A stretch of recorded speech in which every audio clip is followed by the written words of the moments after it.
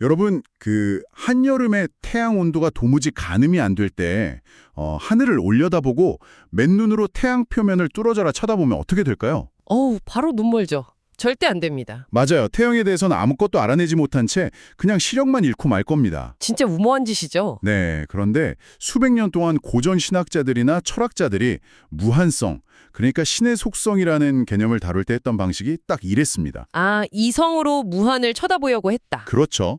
무한이라는 거대한 태양을 인간의 논리라는 망원경으로 직접 관측하려고 했고 결국 철학적으로 길을 잃어버렸거든요. 네, 맞습니다. 너무 거창하게 접근했던 거죠. 그런데 오늘 우리가 파헤쳐볼 이 문헌은 전혀 다른 접근법을 제시합니다. 하늘을 쳐다볼 생각 자체를 아예 멈추라고 하거든요. 오, 멈춰라. 네, 대신 내 피부에 닿은 태양빛, 그로 인해서 막 붉게 달아오른 내 피부의 감각을 들여다보라고 말합니다.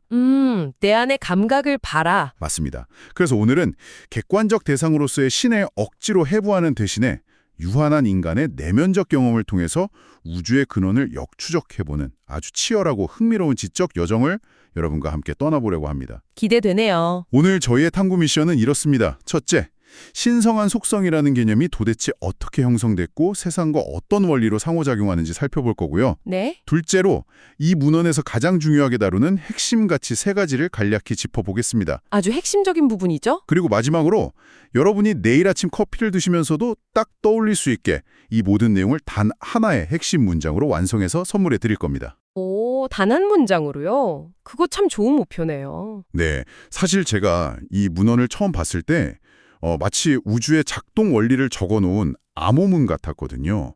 근데 읽다 보니까 엄청난 지적 쾌감이 있더라고요. 맞아요. 우리가 다루고 있는 이 텍스트가 지성사에서 일종의 거대한 코페르니쿠스적 전환으로 평가받는 이유가 바로 그 지점입니다. 아, 코페르니쿠스적 전환이요? 네.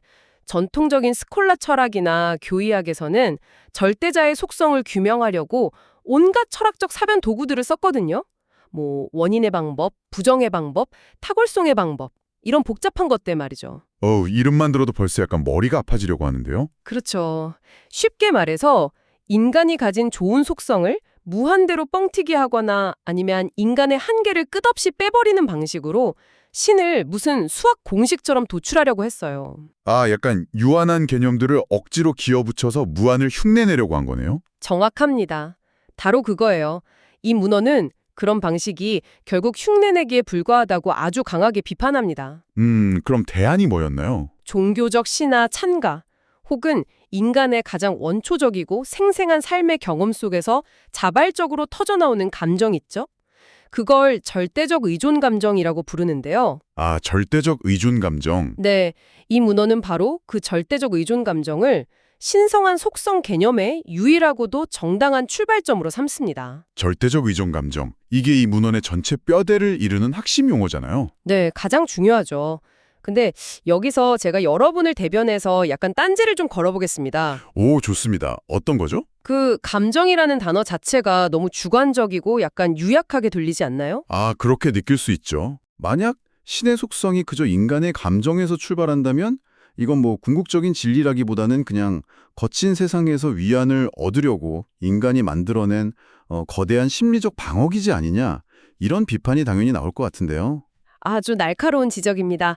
사실 그 감정이라는 단어의 뉘앙스 때문에 철학계에서도 오랫동안 오해가 있었거든요. 아, 전문가들 사이에서도요. 네, 여기서 말하는 감정은 우리가 일상적으로 쓰는 뭐 슬픔, 기쁨, 두려움 같은 그런 심리적인 요동을 말하는 게 아닙니다. 그럼 어떤 감정인 건가요? 오히려 즉각적 자기의식에 가깝습니다. 즉각적 자기의식이요? 말이 좀 어려운데요? 쉽게 풀어서 설명해 볼게요. 인간이 세상을 살아가면서 내 뜻대로 무언가를 바꿀 수 있다는 부분적인 자유를 경험하잖아요. 네, 그렇죠. 내가 컵을 들고 싶으면 들고. 맞아요. 그런데 동시에 우리는 외부 환경에 끊임없이 제약받는 부분적인 의존성도 경험합니다. 비가 오면 비를 맞아야 하고 중력의 영향을 받고요. 아, 내 맘대로 안 되는 것들이 훨씬 많죠. 그렇죠. 그런데 이 상대적인 자유와 의존의 그물망을 뚫고 아주 깊이 내면으로 파고들다 보면 어느 순간 궁극적인 자각에 도달하게 됩니다. 어떤 자각이요? 나라는 존재 자체가 스스로를 존재하게 한 게 아니다라는 자각이요. 아, 나의 존재 전체가 나의 통제 밖에 있는 어떤 무한한 근원에 맞닿아 있다는 그 철저한 깨달음, 그게 바로 절대적 의존 감정입니다. 우와. 그러니까 단순한 심리적 위안이 아니라 그냥 존재론적 팩트 폭력에 가까운 자각이네요. 나는 스스로 존재하는 게 아니라는. 맞습니다. 아주 정확한 표현이네요. 존재론적 팩트 폭력. 아까 제가 말한 태양 비유로 치면 태양을 눈으로 보는 게 아니라 내 피부가 뜨겁게 달아오르는 걸 느끼면서 아, 내 위에 나를 비추는 엄청난 여론이 있구나 하고 깨닫는 거랑 똑같네요. 그 비유 정말 훌륭합니다. 바로 그거예요. 유한성에 대한 가장 밑바닥의 인지적 통찰인 거죠. 좋습니다. 그러면 이제 논리적으로 다음 질문이 생깁니다. 네. 우리가 그 절대적 의존 감정이라는 렌즈를 통해서 세계를 바라볼 때 이 우리가 사는 유한한 세계랑 그 무한한 근원은 대체 어떤 원리로 상호작용하고 있는 건가요? 상호작용의 원리? 아주 중요한 포인트죠. 문헌을 보니까 우리가 사는 이 세상을 자연적 연관성이라는 개념으로 설명하더라고요. 네, 자연적 연관성. 그러니까 이 세계는 원인과 결과가 촘촘하게 톱니바퀴처럼 맞물려 돌아가는 거대한 그물망이라는 건데 그럼 이 닫힌 그물망 안에 무한한 존재, 즉 신은 어떻게 개입하는 건가요? 보통 어떻게 개입한다고 생각하시나요? 그 옛날 신화나 이야기들을 보면 기적을 일으키잖아요. 바다가 쫙 갈라진다거나 자연법칙을 일시적으로 정지시키고 뚫고 들어오는 약간 그런 식 아닌가요? 바로 그 지점에서 이 문헌이 고전적인 생각들과 완벽하게 결별합니다. 뭐 결별이요? 기적을 부정하는 건가요? 자연적 연관성은 그 자체로 완별성을 지닌 시스템입니다. 반면에 절대자는 절대적 인과성 그 자체고요. 절대적 인과성. 네, 문헌은 신이 자연의 인과성 사이에 훅 끼어들어서 특정 사건을 일으키는 식의 간헐적 개입을 아주 강력하게 부정합니다. 잠깐만요. 신이 개입을 안 한다고요? 생각해보세요.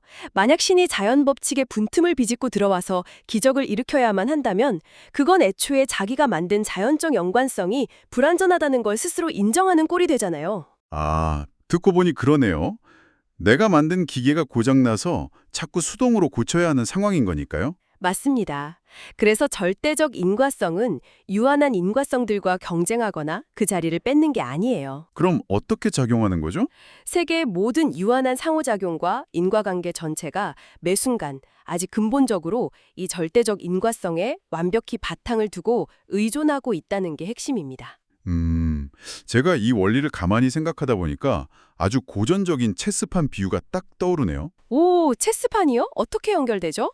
세계가 하나의 거대한 체스 게임이라면 그 유한한 인과성이라는 건 체스판 위에서 폰이 한 칸 전진하고 나이트가 L자로 움직이는 그 규칙들인 거잖아요. 네, 룰 안에서의 움직임이죠. 여기서 절대적 인과성은 체스판에 갑자기 뚝 떨어지는 숨겨진 슈퍼말이나 반칙이 아니라 그 체스판 자체를 존재하게 하고 게임의 룰이 성립할 수 있게 밑바탕을 깔아주는 목수의 힘 혹은 설계 그 자체라는 거네요. 와, 완벽한 이해입니다.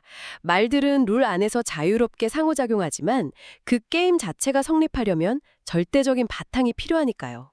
아, 체스말의 자유로운 움직임 자체도 보장해주는 거군요. 맞습니다. 근데 전문가님, 여기서 우리 청취자분들을 대신해서 제가 좀 더 날카롭게 파고 들어보겠습니다. 네, 얼마든지요. 만약 그 절대적 인과성이 체스판을 만든 몫이라면 결국 체스판 위에서 벌어지는 끔찍한 비극들 있잖아요.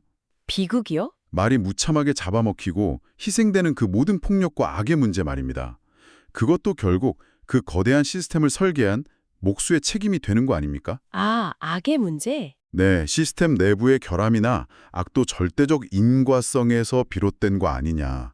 이런 딜레마가 당연히 생길 것 같은데요. 맞아요. 이 텍스트가 직면한 가장 까다로운 철학적 저항이 바로 그 지점이었습니다. 그렇죠. 어떻게 방어하나요? 문헌은 절대적 인과성의 성격을 명확히 규정하면서 이 딜레마를 돌파합니다. 어떻게 규정하는데요? 절대적 인과성은 체스판 위에서 어떤 특정 말이 이기거나 지도록 개별 사건을 조작하는 결정론적 원인이 아니라는 겁니다. 아, 조종사가 아니다. 네, 오히려 체스판 위의 주체들이 유한한 자유를 행사할 수 있도록 그 존재의 장을 열어주는 근원적 힘에 가까워요. 존재의 장을 열어준다. 즉, 유한한 존재들의 자유의지나 선택, 그리고 거기서 파생되는 결핍이나 충돌은 전부 자연적 연관성 내부에 속한 결과물들이라는 거죠. 그러니까 악을 직접 창조하는 게 아니라는 뜻이군요. 맞습니다. 절대적 인과성은 그 전체 시스템을 존재하게 하는 긍정적이고 생산적인 근거일 뿐입니다. 유한한 인과성은 이 무대 위에서 자기만의 진짜 원인과 결과를 만들어내는 거고요. 아, 그러니까 우리의 선택이 위에서 줄을 당기는 꼭두각시 노름이 아니라 절대적 의존성이라는 거대한 무대 위에서 펼쳐지는 완벽하게 유효한 조건부 자유라는 말씀이시죠.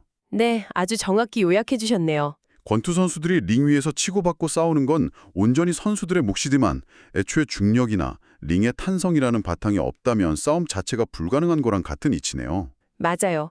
그 링이 바로 절대적 인과성인 셈이죠. 야, 상호작용의 원리가 체계적으로 딱 이해가 됩니다. 다행이네요. 자, 그럼 이 거대 존재론적 바탕, 즉 절대적 인과성과 자연적 연관성의 관계를 이해했으니까 이제 문헌이 제시하는 구체적인 신성한 속성 세 가지를 짚어볼 차례입니다. 네, 핵심 3대 가치죠. 전능성, 영원성, 그리고 편재성과 전지성. 네, 첫 번째인 전능성부터 보죠. 보통 전능하다고 하면 무엇이든 할 수 있는 마법적인 힘, 타노스의 건틀렛 같은 걸 떠올리잖아요. 문헌은 이걸 어떻게 해체하고 있나요?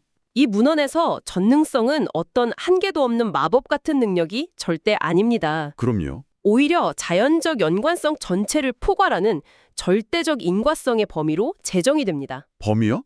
좀 더 쉽게 설명해 주시면요. 전통 신학에서는 종종 신이 현실로 만들지 않은 다른 수많은 가능성들도 가지고 있다고 팠어요. 아, 내가 마음만 먹으면 당장 하늘을 보라색으로 바꿀 수도 있지만 굳이 안 하고 참는 거다. 약간 이런 식인가요? 네, 바로 그겁니다. 잠재적인 능력이죠. 하지만 이 문헌은 그런 현실화되지 않은 잉여 능력이 절대자에게 있다는 걸 아예 부정해버립니다. 왜요? 힘을 숨기고 있을 수도 있잖아요. 만약 아직 발휘하지 않은 힘이 남아있다면 그건 절대자가 시간의 흐름에 따라 나중에 뭔가 변화할 여지를 가진 유한한 존재로 전락해버린다는 뜻이거든요. 아, 진짜 논리적이네요. 힘을 아껴뒀다 쓴다는 것 자체가 시간의 제약을 받는다는 거니까요. 맞습니다. 그래서 여기서 전능성이란 자연계에 존재하는 모든 현실적 인과율이 단 하나도 빠짐없이 절대적 인과성에 완벽히 포섭되어 있다는 그 압도적인 포괄성을 의미합니다. 예외가 단 하나도 존재하지 않는다. 그것이 진짜 전능성이다. 네, 잠재력과 현실이 완벽하게 일치해야만 진정한 절대자라는 논리죠. 와, 현실화되지 않는 잠재력이 있다는 것 자체가 결핍을 의미할 수 있다니 굉장히 날카롭습니다. 그렇죠. 그럼 자연스럽게 두 번째 가치인 영원성으로 넘어가 보겠습니다. 저는 사실 이 영원성 파트를 읽으면서 엄청난 지적 전류를 느꼈거든요. 오, 어떤 부분에서요? 보통 영원하다고 하면 우리는 시작도 없고 끝도 없이 무한대로 쭉 이어지는 아주 긴 시간을 떠올리잖아요. 대부분 그렇게 생각하죠. 네, 저는 영원을 마치 넷플릭스 영상의 타임라인이 좌우로 무한히 끝없이 늘어나 있는 상태로 상상해 왔단 말이에요. 네네. 그런데 텍스트를 보니까 영원이란 그 긴 타임라인 자체가 아니라고 단언하더라고요. 맞아요. 오히려 그 타임라인을 통째로 품고 있는 도화지 혹은 그 넷플릭스 영상 전체 데이터를 한 번에 쥐고 있는 데이터 서버 그 자체에 가깝다는 거잖아요. 제가 제대로 이해한 거 맞나요? 와, 넷플릭스 서버 비유는 이 문헌의 영원성 개념을 현대적으로 완벽하게 꿰뚫은 묘사입니다. 아, 진짜요? 다행이네요. 무한히 늘어진 시간은 그냥 길 뿐이지 여전히 시간의 속성 안에 있는 거거든요. 과거, 현재, 미래라는 분절된 연속성이니까요. 그렇죠. 만약 절대자가 그 시간의 선상에 올라타 있다면 과거를 기억해야 하고 미래가 오기를 기다려야 합니다. 아, 기다린다. 네, 기다린다는 건 명백한 수동성이고 유한합이죠. 문헌이 경계하는 게 바로 이겁니다. 영원성은 시간의 연장이 아니라 시간의 제약 자체를 완전히 벗어난 무시간성이에요. 무시간성. 네, 방금 말씀하신 넷플릭스 서버는 드라마의 1화와 마지막 화를 동시에 가지고 있잖아요. 네, 한 번에 다 업로드되어 있죠. 주인공이 1초 뒤에 할 행동을 서버가 조마조마하게 기다리지 않죠. 영원성이란 바로 그런 겁니다. 아, 시간 흐름 속에 갇혀 있는 게 아니라 시간 밖에서 시간 속의 모든 변화를 한꺼번에 조건 짓는 근원적 바탕인 겁니다. 서버가 다음 프레임을 기다리지 않는다.